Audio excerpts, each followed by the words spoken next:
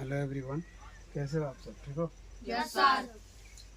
अब जो हम आज हम मैथ का जो न्यू चैप्टर एक्सरसाइज शुरू करने जा रहे हैं, उस एक्सरसाइज का नाम क्या है? लाभ और हानि। ठीक है। तो ये थोड़ा हम लाभ हानि यानी प्रॉफिट एंड लॉस। प्रॉफिट और लॉस के बारे में जान लेंगे। उसके बाद हम क्या करेंगे आगे बताएंगे। ठीक है। सबसे पहले हम देखते हैं क्रय मूल्य, जिसका इंग्लिश होता है परचेज प्राइस। क्रय मूल्य और परचेज प्राइस मतलब क्या हुआ?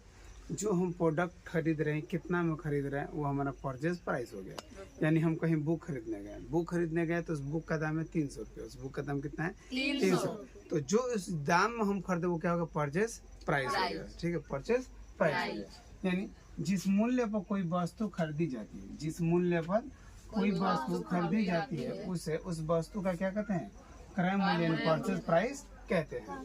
ठीक है। यानी जब कोई भी हम प्रोडक्ट जिस प्राइस में हम खरीदते हैं वह प्राइस क्या कहलाता है? Purchase price. ठीक है। अब हम देखेंगे विक्रय मूल्य यानी बोलते हैं सेलिंग प्राइस। अगर हम जिस बुक को 300 रुपये में खरीदे थे, 500 में बेच दिए, तो ये हुआ जो 500 में बेच रहे वो हमारा क्या है? सेलिंग प्राइस है, यानी विक्रय मूल्य है। ठीक है। The price at which an item is sold is called the selling price.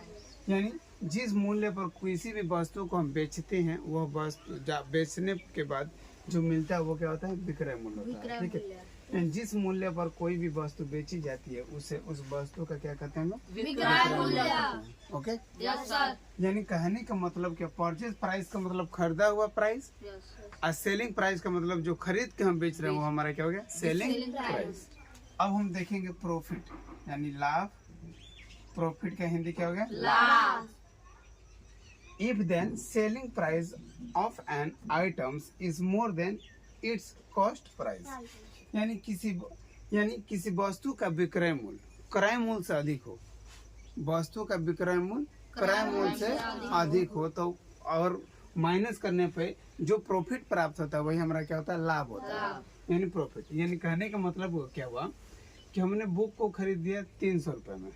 Book कितने में खरीदा? 300 रुपये। जैसे ही खरीदा थी हमारा क्या हो गया? परचेज प्राइस हो गया। क्या हो गया? Purchase price. और हम इसी बुक को जो हम 300 में खरीदे थे, उसको हम 500 में किसी से बेचे थे। तो जैसे ही बेचे तो कौन सा प्राइस हो गया? सेलिंग प्राइस हो गया, जिसको हिंदी में बोलते हैं विक्रय मूल्य। ठीक है।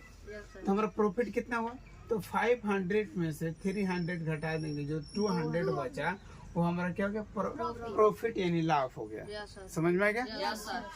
If then selling price of an items is more than its cost price, यानी किसी वस्तु की विक्रय मूल्य उसे क्रय मूल्य से अधिक हो तो वह क्या होता है?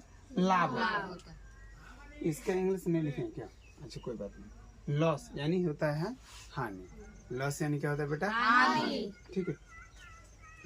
यदि किसी वस्तु का क्रय मूल्य उसके विक्रय मूल्य से अधिक हो तो वह क्या कहलाता है? हानि कहलाता है। क्या कहलाता है? हानि। अगर मान लीजिए हम बुक को खरीदे क्रय मूल्य, अब हानि कैसे है? अब इसी को उल्टा कर देते हैं। इसी को हम क्या करते हैं? उल्टा।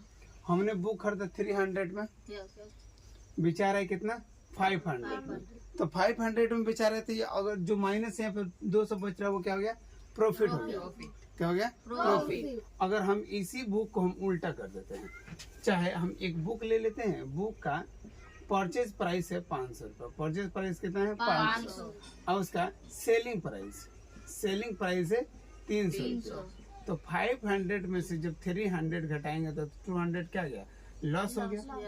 समझ में आ गया? क्या हो गया?